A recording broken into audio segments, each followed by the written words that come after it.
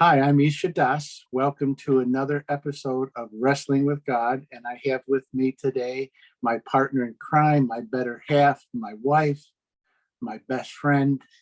She's going to be joining us. Enough.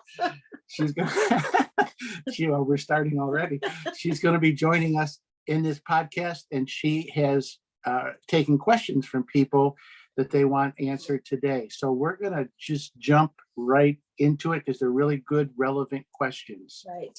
I tried to put together for this podcast questions about belief. Okay. More about belief in Okay. God. Okay. Okay. And kind of put them all together in 4 different questions. Are you ready? I'm ready. Okay.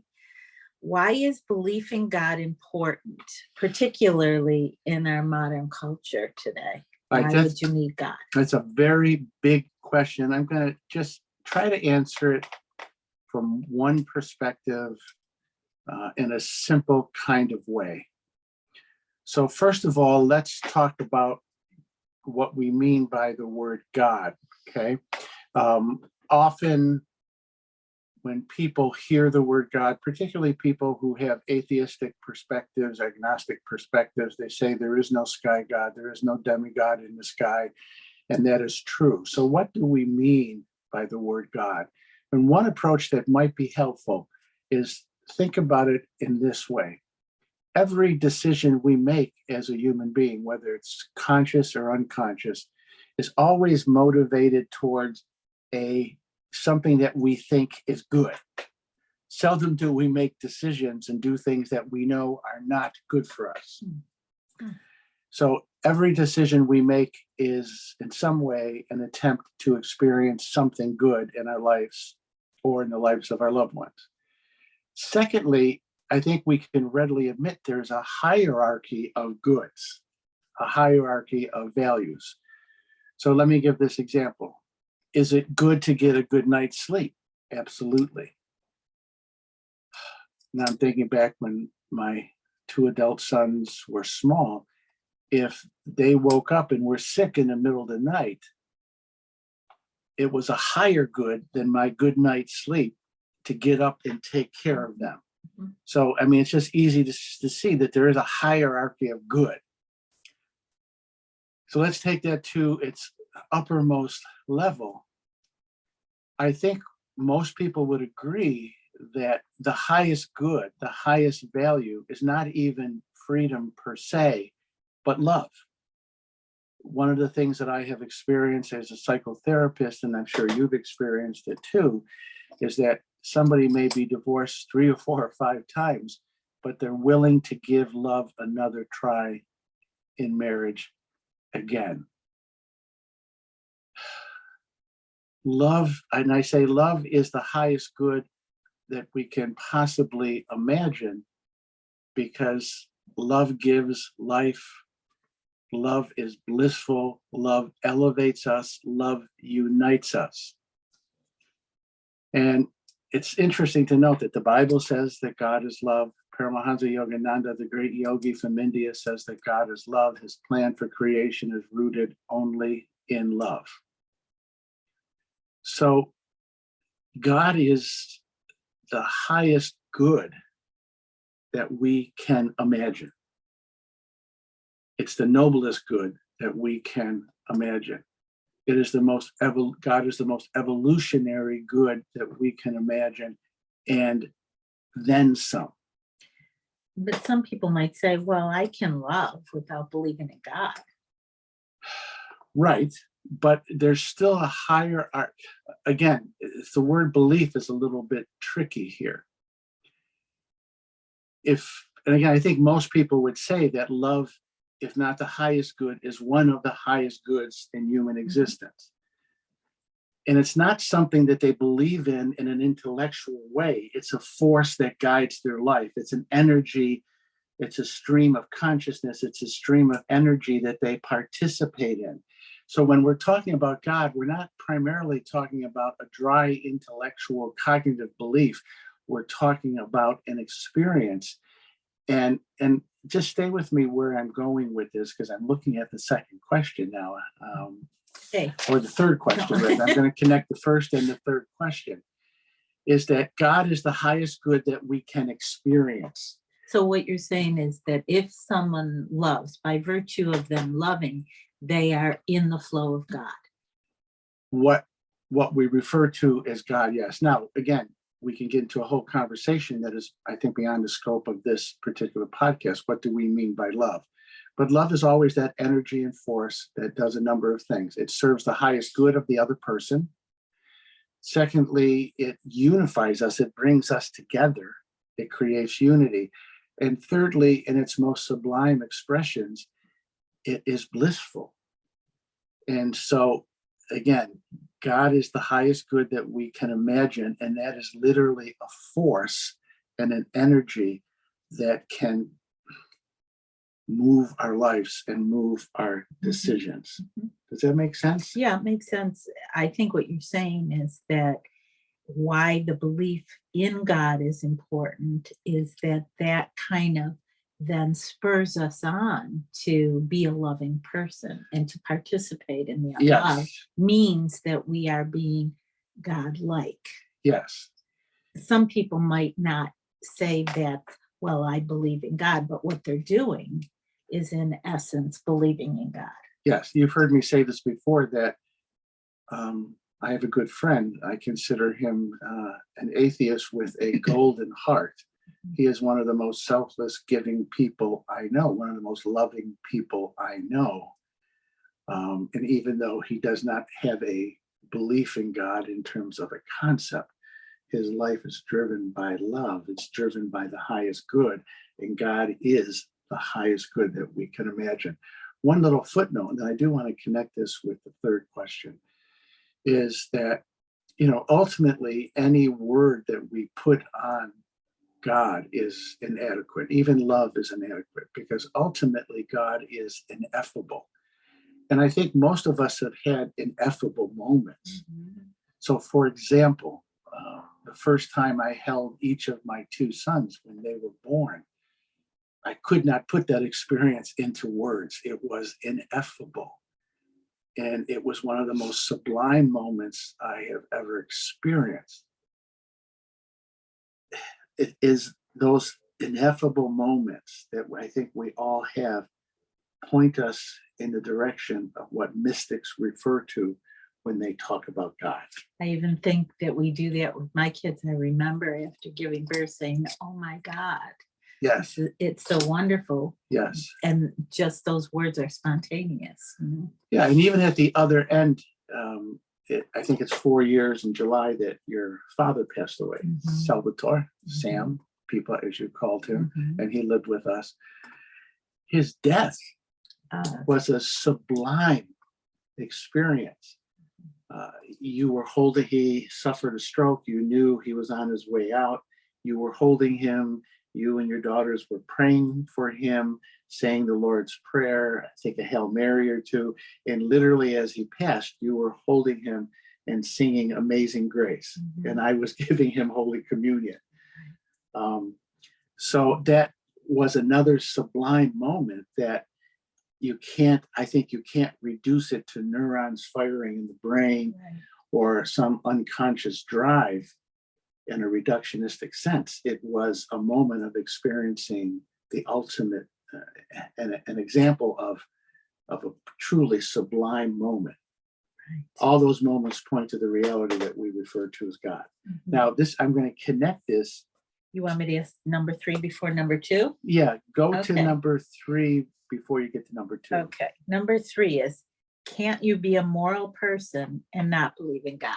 All right, now this is going to connect back to the God question and what I said about the God question.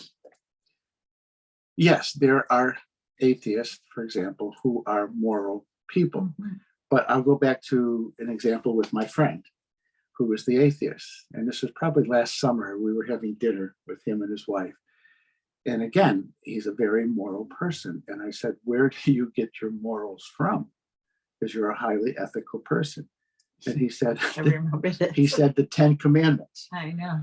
All right. So can we get to a high morality, a morality that serves human nature, serves human beings, serves the evolutionary process without explicitly referring to God.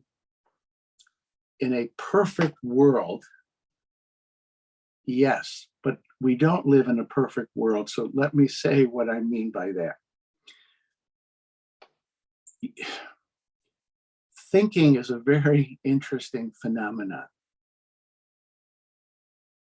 A person who is very pure-hearted and has the purest of intentions could probably think their way through to the essence of the Ten Commandments or the essence of the yamas and niyamas in Hinduism. Mhm. The problem is that most of us are not so pure in our thinking. Let me say it this way. Our will precedes our thinking, whether it's the unconscious will or the conscious will. And what I mean by that is our will hijacks the thinking process, so that there's a tremendous tendency in human nature to interpret facts, to interpret reality according to how we want it interpreted. So, an example in American history, there were very intelligent people who rationalized the reality of slavery. Mm. Because at the level of their will, they wanted to have slaves because it served some economic purpose, so on and so forth. So the problem with a high morality outside of God is that, again, our will often will hijack our perceptions and our thinking. And then we end up drawing conclusions that suit our own prejudices and preferences. Mhm. All right, so let me bring this back to God. And I'm going to use two examples. Let's go to, I'll start with the modern one. Let's go to Martin Luther King's I Have a Dream speech. If you listen to that speech, both the content and the spirit that was coming through him and from him, it was a moment of high consciousness. Mhm. We would say it was inspired. We would say that there was a transcendental consciousness working through the personality of Dr. Martin Luther King.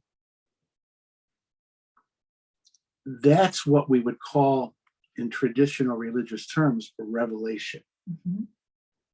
And if you listen to his words, also his letter from a Birmingham jail, it's a high morality. It's almost like I'm comparing him to Moses getting the 10 Commandments. Martin Luther King, his insight into American culture, to racism, to justice, to love, really is a high bar in terms of our understanding. So what I would say is that, and I'm repeating myself now, the I Have a Dream speech and his letter from the Birmingham jail was, I think, inspired by a transcendental consciousness. It was inspired by God. So not only was he a moral person, but you take it a step deeper, he was living God. He was living God's rules. He was living God's Well, love. That's one, yes. But I want to say in this way, particularly in context of this question, is his I Have a Dream speech, his letter from the Birmingham jail was a moment of divine revelation. I know that's a traditional term. It was a moment of enlightened revelation. And it set a high bar for our understanding of the human dignity that we all possess. So what I'm saying is that, and I'm just using him as an example, then I'm going to go to some bigger examples or some more traditional examples. For me, and for many people, understanding racism, understanding oppression, understanding justice, I always go back to Martin Luther King's teachings because it challenges my limited logic. Do you see what I'm saying? Mm-hmm. He sets the high bar, and when I listen to him, when I read his words, it challenges me to go above where my own thinking might go, and even where I want it to go. Mhm. Because what he says isn't always pleasant, it's very challenging. All right. So if you take that experience with Martin Luther King and then you bring it back to, let's say, to Moses getting the 10 Commandments. Again, what was going on? And I know there's all sorts of historical, critical, literary analysis of that, but just to get to the essence of the story, he goes up to a mountain. What does the mountain symbolize? A higher state of consciousness. Something came through to him and through him that was bigger than his own rational abilities. And you have the same thing in Hinduism. You have the Vedas, you have this revealed knowledge. So this is why I'm saying religion is important and spirituality is important in morality, because it gives us a high bar reference point that challenges our prejudices and the limitations of our rational thinking, because often our rational thinking is hijacked by what we want things to be. So there's this dynamic relationship between my developing morality, my developing sense of ethics, and what the great religions reveal from a transcendental source. So you're going to our second question now, that religion is also important. The second question is, why was religion important? Can't you just believe in God and be a good person and be a moral person and go on with your life, do good things, and that's enough? All right, before I get to, it's a good question. Before I get to the second question, let me just, for example, what I see happening, particularly in the younger, when I say the younger generation, 40 and under, they will come to me because I teach meditation and I teach spirituality. And if I quote the Bible, for example, they look at me like, the Bible has no relevance anymore. Or I think I've told this story before. I remember a person came to me who was considering having an adulterous relationship on his wife. And he was a good person. He was a spiritual person. He was meditating. And I said to him, well, one of the 10 commandments is thou shalt not commit adultery. And he said, oh, those still matter? Those still count? Yes, they represent a high bar in the evolution of human consciousness. I believe they come from a transcendental source. They embody the highest good in time and space that we can comprehend. So we need to have a relationship with these revealed truth, with these inspired moments. It's the same thing with Martin Luther King. I remember having a conversation a couple of years ago with a young person, and I quoted Dr. King, and the young person said to me, well, he's not really relevant anymore. And I said, have you read his words? Have you listened to them? Right. No. Well, how do you know they're not relevant? Right. Getting back to what you said about our friend. Now, our friend has a high moral code, and he's a very good person. And yet he doesn't have a religion per se. So how do you put all that together? All right, well, then let's get to the second question, which is religion important? Is religion is important? Other than just believing in God. Right. Well, let me use our friend as an example. He was raised a practicing Catholic. He went to a Catholic school and even spent some time in a seminary. Okay. So even though he deduced in a logical sense that there was no sky god, the formation of his conscience and his way of looking at the world was deeply rooted in a religious ethos. Okay. Okay. Again, maybe a way of saying this is that morality and a good life is not taught as much as it's caught. It's something you're in an environment, and it really gets into your DNA and forms the outlook on your life. It's interesting. The word religion means to bring together, to bind together. It's very similar to the notion of yoga. Yoga means to yoke together. It means to unify. So and I know there's all kinds of atrocities committed in the name of religion, but if you really add up the score, there's much more good that has been done by religion Yeah, I was going to ask about than the that. atrocities. And there's another piece in religion, and now this is the psychotherapist in me coming out, that much of our human behavior it comes from witnessing other human beings. I speak English so well most of the time because my parents spoke English. I imitated their language patterns. That a lot of our behavior is again imitated. We learn from others. In a family structure, the younger sibling will model himself or herself on the older sibling. That's just how we tend to learn, generally speaking. All right, so let me bring that back to religion. One of the gifts that religion gives people is it gives us stories about heroes. And those stories are meant to both to be imitated and to guide us in our own lives. Being raised a Catholic, for example, the Jesus story really has become for me the archetypal pattern of what it means to be a truly noble, a truly good human being. So what religion does is it gives us these stories that give us a map that help us to make the choices that serve our highest evolution and the highest evolution of others.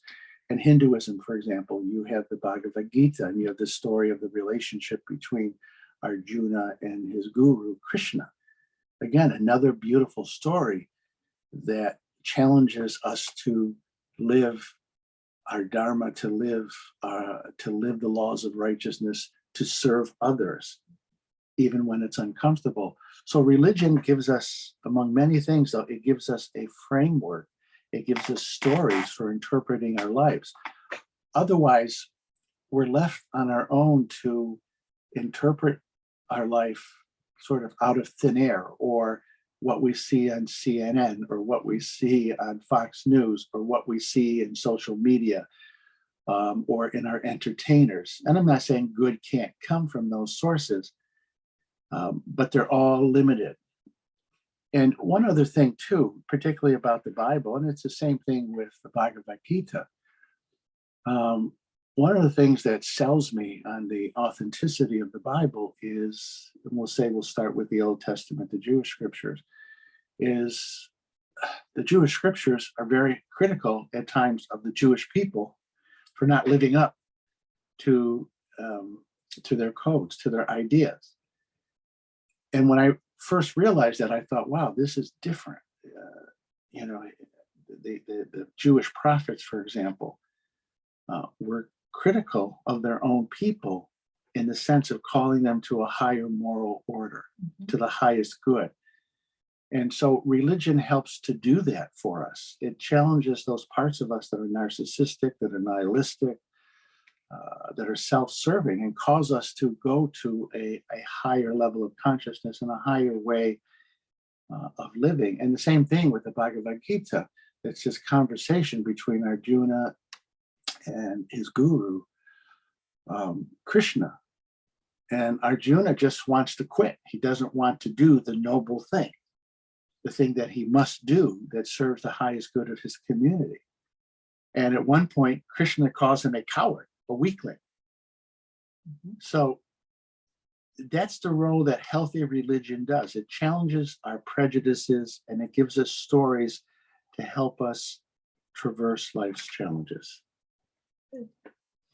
Want to go to number 4? We'll go to number 4. Okay. You haven't come up with your own questions this yet, is- really. I'm surprised. No, not this time. These are Okay. hard enough, I think. Okay.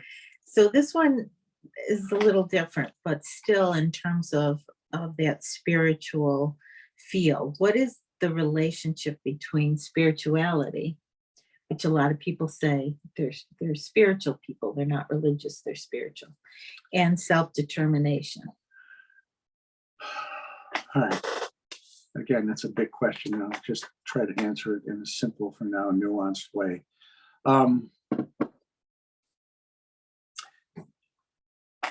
self-determination is possible because we have free will. Let me put it in a developmental context. There's a good side to self-determination. Mhm. So, for example, when I was growing up, when I was an adolescent, my parents very much wanted me to be a Catholic priest.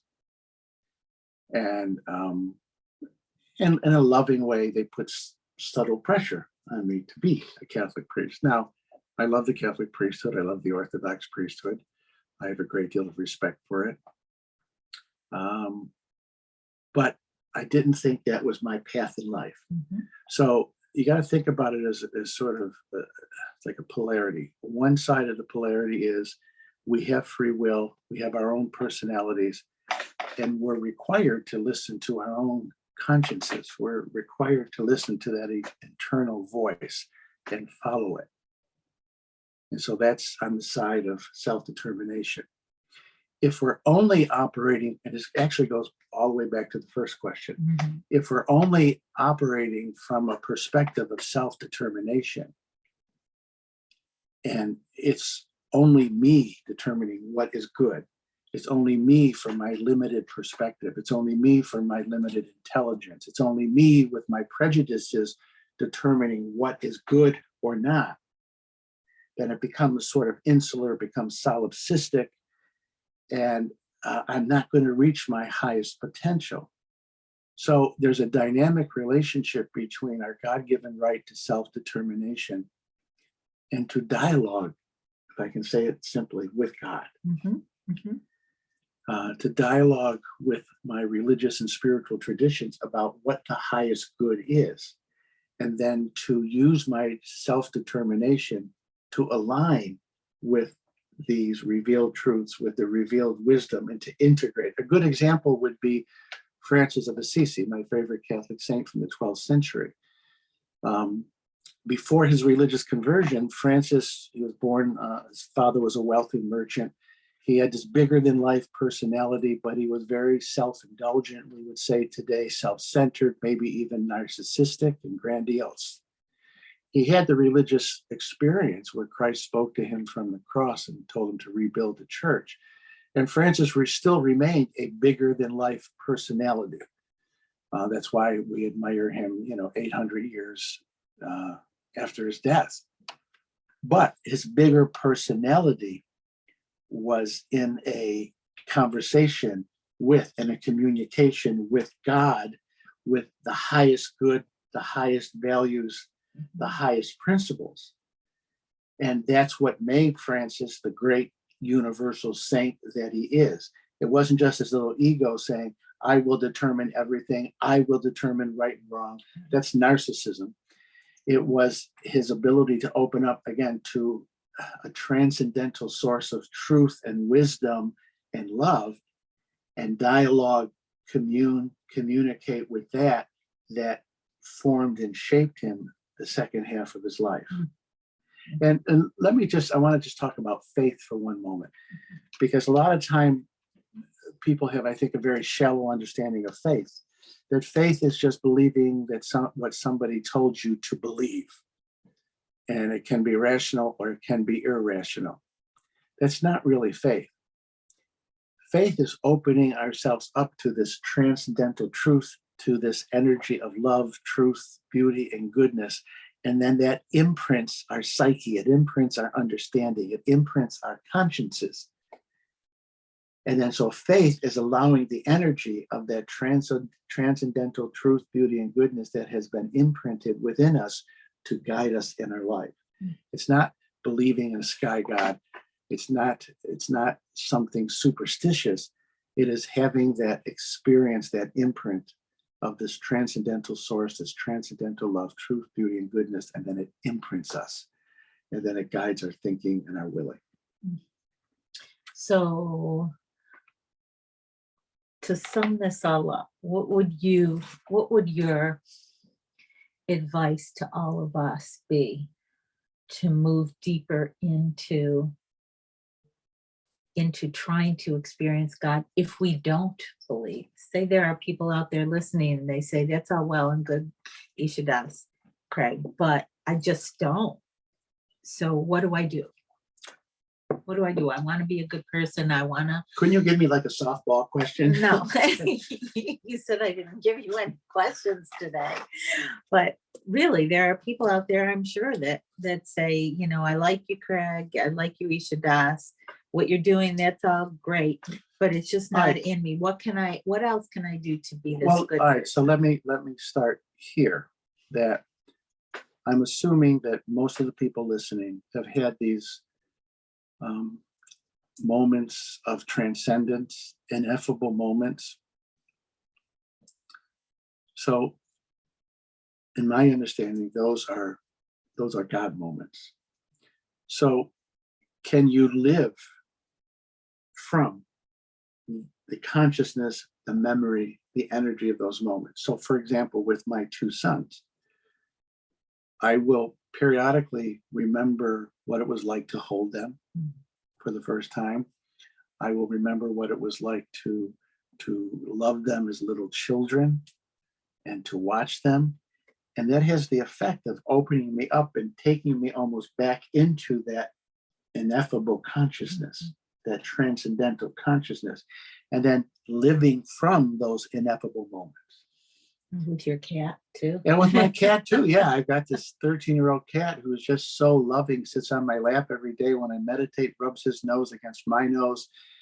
And it has a sense of the sublime in it. And I try to even remember that with him, so that I'm always operating from that more sublime and ineffable consciousness, even with my cat. Now, I fail in all areas, but that's always the goal. So that's one piece. The second piece is try spirituality and God as an experiment. Live your life as though God does exist. Live your life as though there is a higher, transcendental, ineffable reality that is impossible to name, but we name it as God. Live as though that's true. And so what would that look like? Pray every day. And it's not so much praying for things as it is opening yourself up to that ineffable consciousness, that grace, that peace, that inspiration that I think was inspiring Martin Luther King. Meditate, go into the silence. The way we teach meditation at the Assisi Institute, it's not primarily about reducing stress, although that's good, and so forth. It's about entering into what we call the great silence. And then all the categories and mind stuff and prejudices, they fall to the wayside. And then you are just in that ineffable silence. And then you find that you can carry an aspect of that ineffable silence with you into activity, and it elevates your activity. So I would say, live as though there is this transcendental presence, this God, this ultimate truth, beauty, and goodness. And it's not just a concept, it's a living, dynamic reality that we can align ourselves to. And lastly, wrestle with some of the faith traditions. People will sometimes come to me and say, well, I don't like Jesus. And I can understand that in terms of how some Christians represent Jesus. Right. But I will always say to them, have you read the Gospels? Have you read the Sermon on the Mount, for example? Have you read the story of the prodigal son? And often they will say no. And I would just say, well, just go back and read the Gospels with an open mind and an open heart. If you're of a Hindu tradition, go back to the Bhagavad Gita, for example, and read it with an open mind and an open heart. If you're Jewish, go back to some of the wonderful stories in the Jewish scriptures. Go back to the beginning of Genesis. And I'm not saying just, interpret it or buy into it without thinking, but wrestle with it. See if you can't pull out the grace and the truth and the beauty that's in these stories.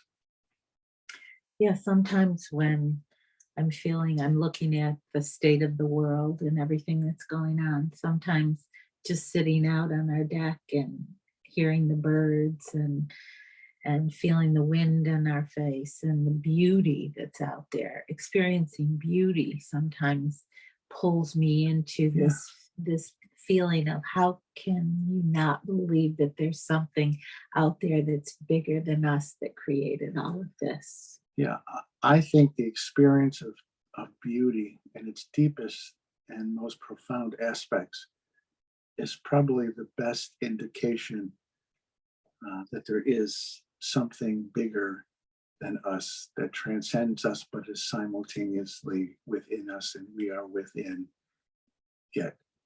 And maybe I'll just close on this. You brought up the world, and there's so much anger and hate in the world.